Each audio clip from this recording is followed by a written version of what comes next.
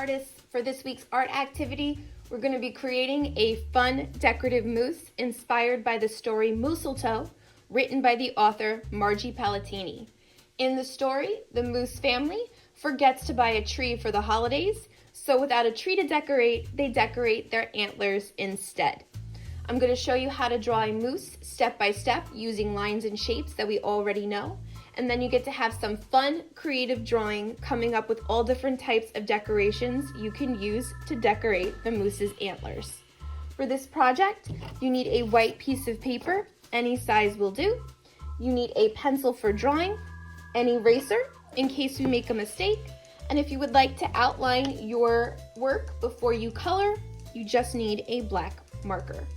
As for coloring, simple markers and crayons will work fine. If you want to get creative and use some colored pencils or paints or pastels, of course you can. So let's grab all our materials and get ready to create our fun moose. So before we begin to draw our moose, we want to take our paper and turn it horizontal across in front of us. We want the moose's antlers to be the biggest part of our picture, so holding our paper horizontal will give us plenty of room to make the antlers come out all the way to the side. Now, because our antlers are the most important part, because that's the part that we want to put the decorations on, we're not going to show the entire body of the moose. We're going to just focus a little bit on the face and the side of the body. So I'm going to start in the middle of my paper, down towards the bottom, and I'm going to begin by making a curved line up. Once and twice on the other side of my starting point. I'm then going to take my first line and I'm going to curve it around as if I was making an oval. This will be the top of the moose's head. Now remember, I draw with a marker so that you guys can see, but you should definitely draw with a pencil first so you can erase if you make a mistake. If this looks a little bit too big or a little too small, you just need to erase it and fix it before we move on. Remember, you want to have plenty of room for the moose's antlers, so if you make it come up a little bit too high, you may not have that much space left, and you may want to fix it before we get to the next part. Inside, I'm going to add a few details for the moose's face. So I'm going to make some eyes.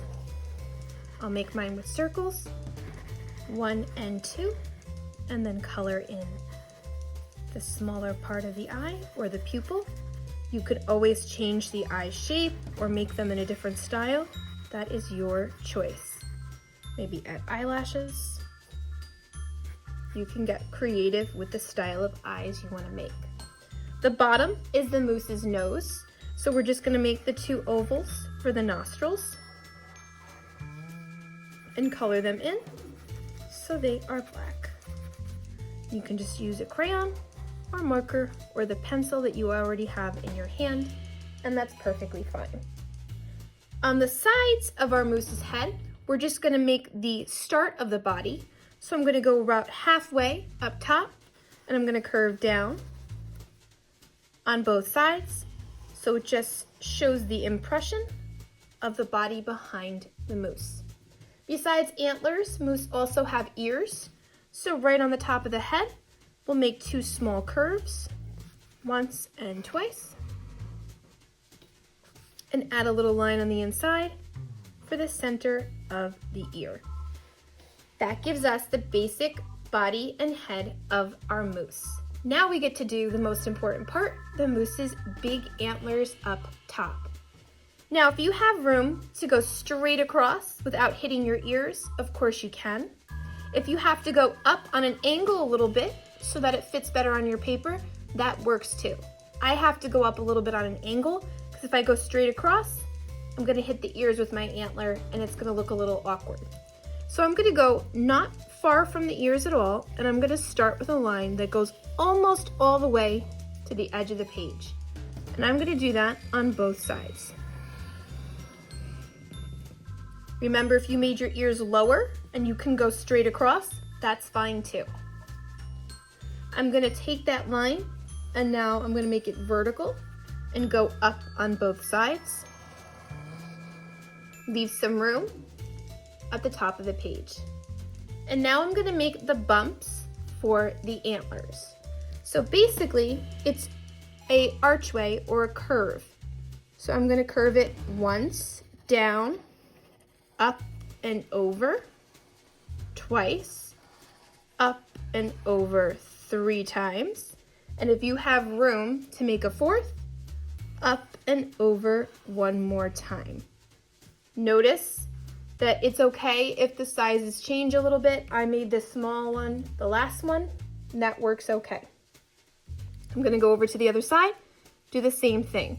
Curve up and down, over and down, over and down, over and down.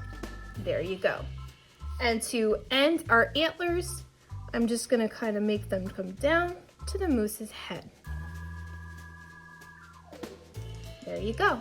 And now you have antlers for your moose. Now that you have the basic body and antlers of your moose done, you can start the fun part and add decorations to your moose's antlers.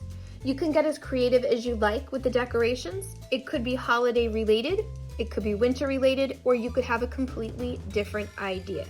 Maybe you want to put lights on the antlers, maybe you want to put ornaments, maybe you want to put candles or stars or cookies or snowflakes. Maybe you have an idea for garland or tinsel or confetti or glitter. Maybe you want to make some gingerbread and cookies that are hanging from the antlers. Maybe you want to do mistletoe or a wreath. There's lots of possibilities. Maybe you want to hang stockings from the antlers. It's your choice. So if you do want to make lights, I just wanted to demonstrate how you can make a string of lights that kind of goes around the antlers. So if you do want to make a string of lights, you're going to use a looped line. So you're going to start at one end and you're going to make a line that loops. Remember, a line that loops is like a roller coaster. And I could stop when I hit one of the antlers and come around and then maybe pick up on the other side. If I stop and start again, it looks like it's twisted around the moose's antlers. A loop, right? Around and round.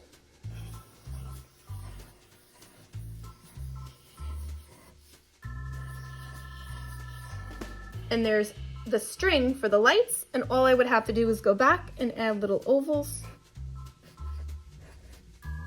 for the light bulbs that I could color in later on. You can color them however you want. So that's one possibility. If I wanted to make something hanging down from my antlers, I would probably just want to make it look like there is a string hanging first before I create whatever decorations are hanging down.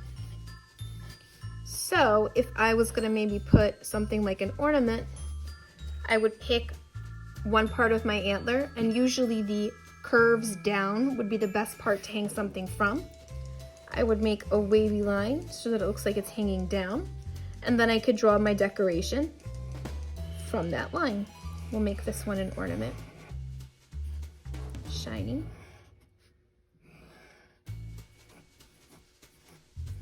And I could change the length of the lines. I can change what the decorations are.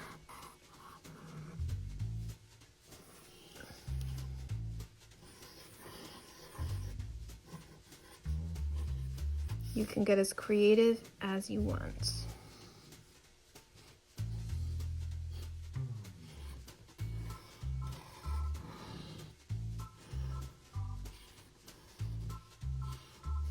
Ornament.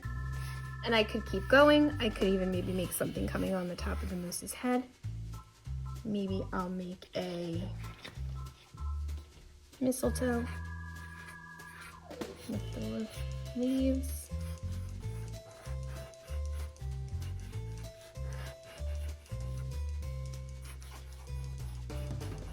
Right? And I could keep adding decorations. The more you put, the better it's going to look. I could even make snowflakes if I wanted in the background. When you're all done with your decorations and your drawing, you can simply color in your picture. You can use crayons and markers for coloring. Color pencils work well too. And if you want to get super creative, of course, you could always try some paint or pastels if you have it. I'm going to show you some different examples that I have made to give you guys ideas. Here's one where I decorated the moose with some garland, and then I made some cookies and candy hanging down, and I made some peppermints as the design in the background, and I put a nice little winter hat on his head. Besides decorating the moose is antlers, you could actually add some decorations to the moose itself. Maybe give him a hat or a scarf, or maybe even make it look like there's a wreath around its neck. That's another possibility.